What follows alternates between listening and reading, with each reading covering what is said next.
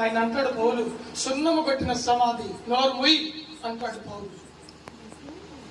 ఒక దేవజనుడై ఉండి, ఒక దేవుని శిష్యుడై ఉండి, ఒక అధికారిని పట్టుకొని సున్నము కొట్టిన సమాధి నోరు మొయ్యి ఏం మాట్లాడుతున్నాను? సజీవుడైన దేవుని గురించి చెబుతున్నా, రక్షకుడైన దేవుని గురించి నేను చెబుతున్నా. ఇట్రమ్మ, రక్షకుడైన దేవుని గురించి నేను చెబుతున్నాను అని అప్పుడు పక్కనున్న వ్యక్తి, ఒక అధికారిని పట్టుకొని నీవు అంతటి మాట్లాడుతున్నావా అని అడుగుతాడు. వెంటనే వ్యక్తంగా, నన్ను క్షమించండి, అతను అధికారిని నాకు తెలియదు. ఒక అధికారిని పట్టుకుని నిర్లక్ష్యంగా మాట్లాడేంత అజ్ఞాన్ని నేను కాను అని పౌలు సూటిగా సమాధానిస్తాడు. ఒక తెలియక నేను మాట్లాడేవాడిని, నేను క్షమించను. ఇప్పుడు నీ దేవుని గురించి చెప్పాల్సినది ఉంటే చెప్పమంటే అప్పుడు ఆయన సత్య స్వార్థను ప్రకటిస్తాడు. అంటే అధికారుల ముందు ఏ విధంగా మాట్లాడాలో తెలుసున్నారు. అవునండి, ఒక పోలీస్ ముందు పోయినప్పుడు మనం చాలా జాగ్రత్తగా మాట్లాడాలి. ఒక లాయర్ గారి ముందుకు వెళ్ళి అతను వేసిన క్వశ్చన్స్ మనం జవాబు ఇచ్చేటప్పుడు ఇంకా జ్ఞానం కలిగి మనం జవాబు ఇవ్వాలి. అవునా?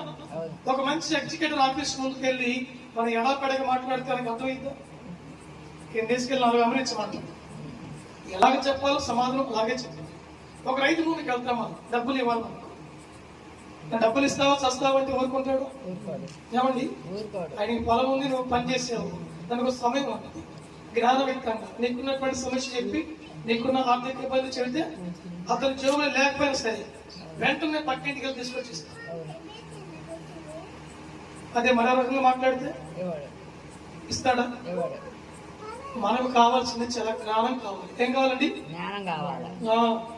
ఆత్మతో నింపబడ్డామని, ఆత్మతో అభిషేకించబడ్డామని, ఆత్మ స్పిరిట్ మనలో ఉందని, ఆత్మదేవుడు కార్యాలు చేస్తున్నాడని నోటికి వచ్చినట్టు నీవు మాట్లాడకూడదు. మాట్లాడవచ్చా? మాట్లాడకూడదు. దైవజనుడైనా, విశ్వాస అయినా, ఓ సంఘ పెద్ద అయినా, ఓ పరిచారకుడైనా అస్సలు మాట్లాడకూడదు. చాలా జాగ్రత్తగా ఉండాలి. మీరు చివరికి ఒక మాట చెప్తారండి. నిన్న